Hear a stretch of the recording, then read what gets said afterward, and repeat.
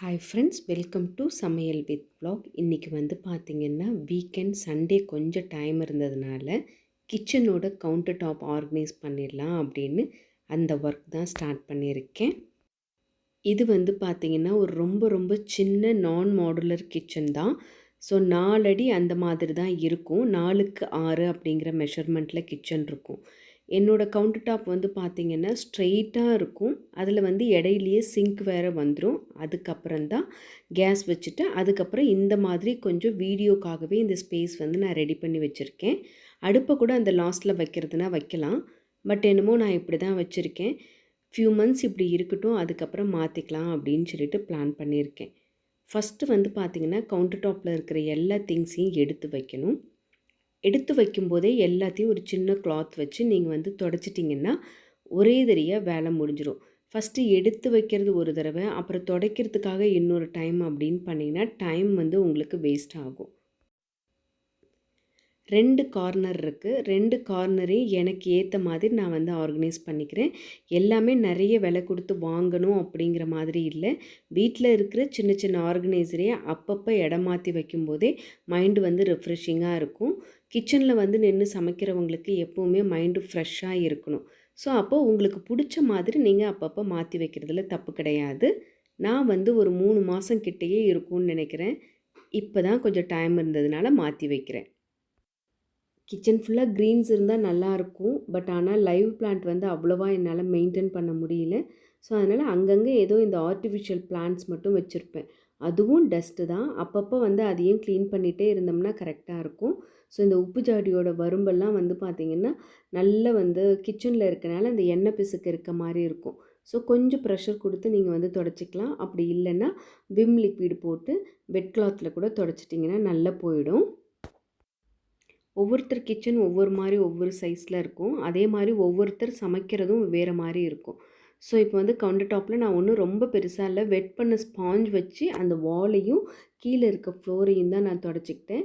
இந்த Susan rack என்கிட்ட இருக்கிறனால இந்த தடவை இதை வந்து யூஸ் பண்ணிக்கலாம் அப்படின்னு சொல்லிட்டு இதை தான் யூஸ் பண்ணிகிட்ருக்கேன்.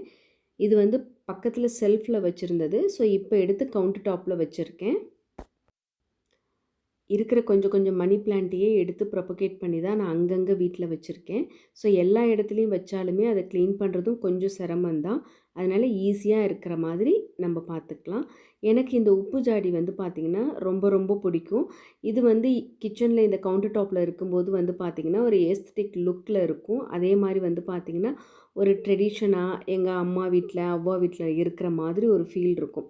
ஸோ எங்கள் வீட்டு நாங்கள் சைல்டுஹுட்டில் பார்த்த பொருட்கள் இதெல்லாம் இப்போவும் இருக்குது அப்படிங்கிறனால நான் இதை வந்து எப்போவுமே என்னோடய கவுண்டர் டாப்பில் தான் வச்சுருப்பேன்.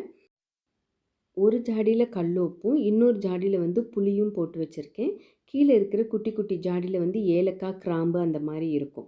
அந்த இன்னொரு பாட்டிலில் வந்து பார்த்திங்கன்னா மஞ்சத்தூளும் சால்ட்டும் இருக்குது. அடிக்கடி நம்மளுக்கு குக்கிங்க்கு அது தேவைப்படும்.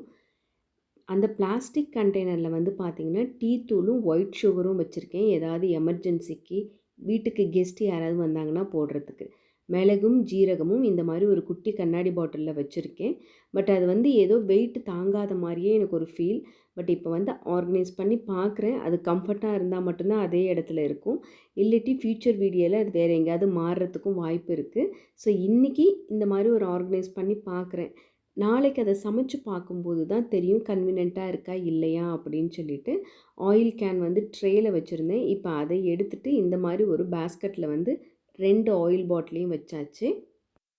அந்த ட்ரேயில் கீழே வந்து டிஷ்யூ போட்டுட்டு சால்ட் அண்ட் பெப்பர் வச்சாச்சு. அதுக்கப்புறம் வந்து பார்த்திங்கன்னா ரீஃபைண்டு, அப்புறம் நைஃப் செட் இதையும் இதிலேயே வந்து நான் செட் பண்ணிட்டேன். இந்த மாதிரி ரேக்ஸ் எல்லாமே நம்ம ஆசைப்பட்டு அழகாக இருக்கேன்னு வாங்கிடுறோம். பட் இது யூஸ் பண்ணும்போது தான் அதோட டிமெரிட்ஸ்லாம் தெரிய ஆரம்பிக்குது. இப்போ வந்து கப்பில் இந்த மாதிரி ஸ்பூன் போட்டு தான் நான் வச்சுருக்கேன். பட் எனக்கு அதை டக்குன்னு எடுத்து ஈஸியாக அசஸ் பண்ணுறதுக்கு கன்வீனியண்ட்டாக இருக்காது. ஸோ அதை வந்து மாற்றினாலும் மாற்றிடுவேன்னு நினைக்கிறேன்.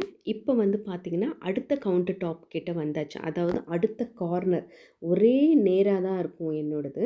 ஸோ அது வந்து இப்போ வந்து இண்டக்ஷன் ஸ்டவ்வும் இருக்குது, இந்த கெட்டிலும் இருக்குது. அப்படிங்கனால கெட்டில் வந்து பேக் பண்ணி வச்சிடலாம் அப்படின்ட்டு அதை பேக் பண்ணி வாஷ் பண்ணி எடுத்து வச்சிடுறேன். ஏன்னா ரெண்டுமே கரண்ட்டில் தான் வந்து நம்மளுக்கு யூஸ் ஆகுது. ஸோ அதனால் எனக்கு வந்து இண்டக்ஷன் ஸ்டவ்லேயே யூஸ் பண்ணிக்கலாம். இதில் வந்து ஒரு சின்னதான ஒரு காஃபி ஸ்டேஷன் இல்லாட்டி ஸ்நாக்ஸ் ஸ்டேஷன் மாதிரி நம்ம பண்ணிக்கலாம் அப்படின்னு சொல்லிட்டு தான் பண்ணியிருக்கேன். இந்த ஸ்டாண்டில் வந்து பார்த்திங்கன்னா ஃப்ளக்ஸ் சீட்ஸும் அப்புறம் வந்து பார்த்திங்கன்னா பாதாமும் வைக்கிறேன். பாட்டில் ரொம்ப சின்னதாக இருக்கனால அதை தூக்கி கீழே ட்ரான்ஸ்ஃபர் பண்ணிவிட்டு மேலே வந்து பார்த்திங்கன்னா கொஞ்சமாக சியா சீட்ஸோ இல்லாட்டி என்னோட அடிக்கடி ஃப்ரீக்வெண்ட்டாக பசங்க எடுத்து சாப்பிட்ற மாதிரியான ஸ்நாக்ஸ் வந்து அந்த இடத்துல வைக்கலான்னு பிளான் பண்ணியிருக்கேன். இப்போதைக்கு ஒரு 2 பாட்டில் மட்டும் வச்சுருக்கேன்.